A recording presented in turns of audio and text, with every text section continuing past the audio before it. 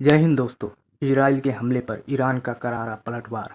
Israel ने Iran पर एक और बड़ा हमला किया, जिसके बाद ईरान में हवाई सुरक्षा सक्रिय कर दी गई। सरकारी मीडिया के अनुसार तेहरान के दक्षिणी भाग में मिसाइलों को रोक लिया गया। Islamic Republic of Iran broadcasting ने पश्चिमी तेहरान में नए हमलों की सुरक्षा दी है।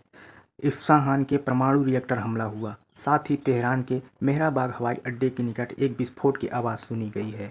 ईरानी मिसाइल हमले के बाद पूरे इजराइल में हवाई हमले के सायरन बजने लगे। पूरे यरूशलेम में विस्फोट की गड़गड़ाहट सुनी जा सकती है और इजरायली टीवी स्टेशनों के निकट मिसाइल हमले के बाद तेल अवीव में धुएं के गुबार उठते दिखाए हैं। हताहतों की तत्काल कोई रिपोर्ट नहीं मिली। सेना ने कहा दर्जनें मिसाइलें दागी गई हैं। ईरान के मुताबिक नेतन्याहू को देश से बाहर किसी सुरक्षित स्थान पर ले जाया गया है। ईरान की सेना वायु रक्षा कमान की घोषणा की है। गिराए गए जेट विमान F-35 आदिर है। ईरान ने ऑपरेशन साजिश प्रॉमिस 3 के जरिए यह पलटवार किया है। ईरान के सुप्रीम लीडर खामेनेई ने कहा कि इजराइल को सजा दिए बिना नहीं छोड़ेंगे। सेनाएं उनके लिए मुश्किलें खड़े कर देंगी। IDF ने कहा कि इजराइल वायुसेना ईरान के रॉकेट लॉन्चरों, UAV बुनियादी ढांचों पर हमले जारी रखे हुए है। IRIB के अनुसार तेहरान के पास एक शहर करज को निशाना बनाया गया था। BBC के एक वीडियो में पुष्टि की गई है, जो तेहरान के पास एक नए हमले के बाद की स्थिति को दर्शाता है। फोर्डो भूमिगत परमाणु स्थल के पास 2 विस्फोट की आवाज़ सुनी गई। ईरान के सर्वोच्च नेता अयतुल्ला अली खामेनेई ने शुक्रवार को इजराइल द्वारा ईरान के किए गए हमले के बाद टिप्पणी की, जिसमें उसके परमाणु कार्यक्रम और सैन्य स्थलों को निशाना बनाया गया, जिसमें कम से कम 2 शीर्ष सैन्य अधिकारी मारे गए। IDF ने बयान जारी कर कहा कि ईरान से इजराइल राज्य के क्षेत्र की ओर दागी गई मिसाइलों की पहचान की थी।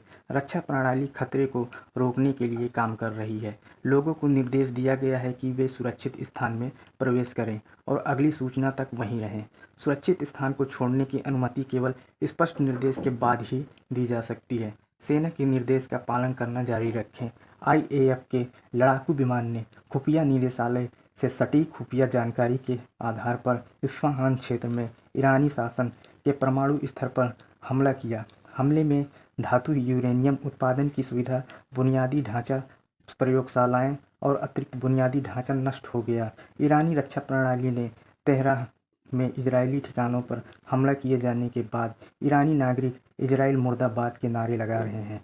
ईरानी राष्ट्रपति मसूद पेजेशकियान ने कहा कि इजरायली आक्रामकता के प्रति ईरान की प्रतिक्रिया कठोर होगी।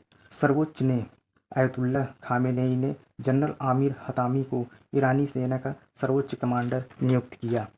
हतामी 2017 से 2021 तक ईरान के रक्षा मंत्री थे।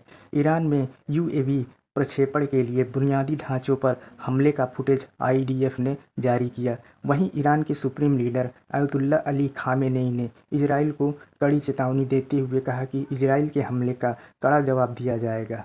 इजराइल के प्रधानमंत्री बेंजामिन नेतन्याहू ने कहा कि इजराइल के ईरान के परमाणु ठिकानों पर हमला किया। यह कार्यवाही इजराइल की सुरक्षा के लिए की गई है, क्योंकि ईरान परमाणु हथियार विकसित करने की कोशिश कर रहा था। इजराइल ने ईरान के परमाणु वैज्ञानिक और यूरेनियम संवर्धन सुविधाओं को निशाना बनाया, जो परमाणु हथियार बनाने के लिए महत्वपूर्ण है। तेहरान के निकट ताज़ा हमले के बाद की स्थिति दिखाई गई है। ईरान ने इस हमले का बदला लेने की कसम खाई। इजराइल के हमले के बाद पश्चिमी देशों ने परमाणु हथियार बनाने को ईरान को कड़ी फटकार लगाई है, जबकि मुस्लिम देशों ने इजराइल की कार्यवाही की निंदा की है। US और ईरान के बीच जो बातचीत चल रही थी, उसे खत्म करने के लिए भी ये हमला किया गया है। दुश्मन मुल्क पर हमला करें उससे पहले कि वह खतरे को मिटा देना चाहते हैं। ईरान की बात करें तो उसके लिए बहुत बड़ा झटका है। उसका सहयोग करने वाले कमज़ोर हुए, चाहे वो हूती हों या हमास।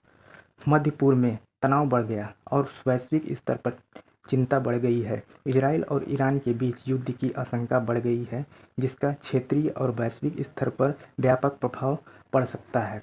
जानकारी अच्छी लगी है तो वीडियो को लाइक करें और चैनल को सब्सक्राइब कर लें। धन्यवाद।